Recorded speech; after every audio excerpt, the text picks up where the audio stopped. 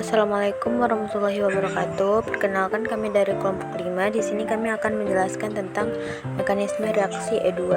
Berikut adalah anggota dari kelompok 5. Selamat menyaksikan. Halo semuanya. Kali ini saya akan menjelaskan reaksi E2, yaitu salah satu reaksi eliminasi pada aldehyda yang sangat penting dalam kimia organik.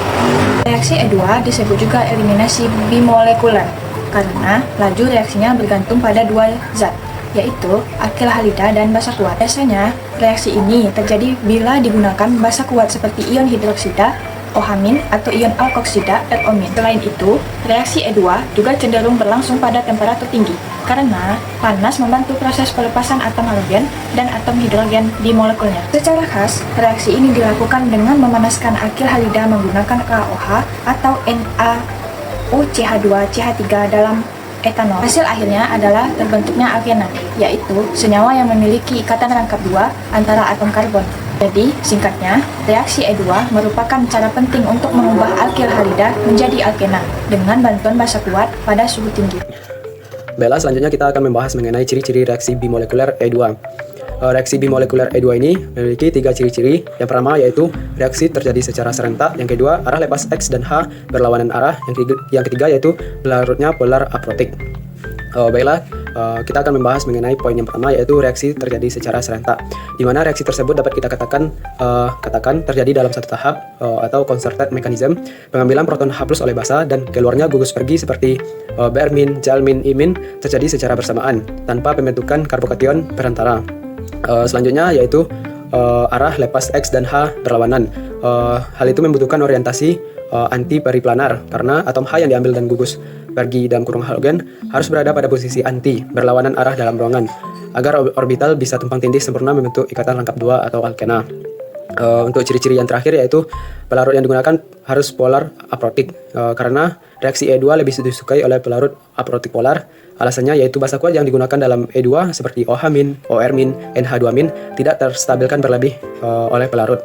Jadi basanya tetap reaktif untuk mengambil H+ dari beta karbon. Saya, Suci Rahmatia, akan menjelaskan tentang mekanisme reaksi E2, yang mana akan digunakan OH dan juga pelarutnya yaitu CH3, CH2, COO, CH2, CH3. Nah, nantinya itu OH akan menarik H yang berada pada karbon beta dari arah atas dan Cl akan terlepas ke arah bawah. Nah, nantinya itu ini akan terjadi di arah yang berlawanan antara lepasnya Cl dan juga ditaruhnya H oleh OH.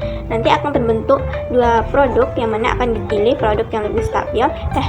Produk yang lebih stabilnya ada di gambar yang sebelah kiri. Di sini saya akan menjelaskan tentang diagram yang terjadi pada reaksi tersebut. Nah, diagram ini menunjukkan perubahan energi selama reaksi kimia dari reaktan yang kita lambangkan dengan R menuju produk yang kita lambangkan dengan P. Sumbu vertikal menunjukkan perubahan entalpi atau kita lambangkan delta H, sedangkan sumbu horizontal menunjukkan lintasan reaksi atau kita sebut dengan reaction coordinate. Titik tertinggi pada kurva adalah transition state atau kita lambangkan dengan TS, yaitu keadaan energi tertinggi yang harus dilalui sebelum terbentuknya produk. Reaktan di sini adalah senyawa aromatik dengan gugus hidroksil dan klor yang berdekatan. Sedangkan produknya yaitu senyawa aromatik yang telah mengalami perubahan posisi substituen, menunjukkan adanya proses rearrangement atau substitusi. Transition state atau TS menunjukkan interaksi antara gugus OH dan Cl. Kemungkinan besar melibatkan pembentukan ion atau pemutusan ikatan.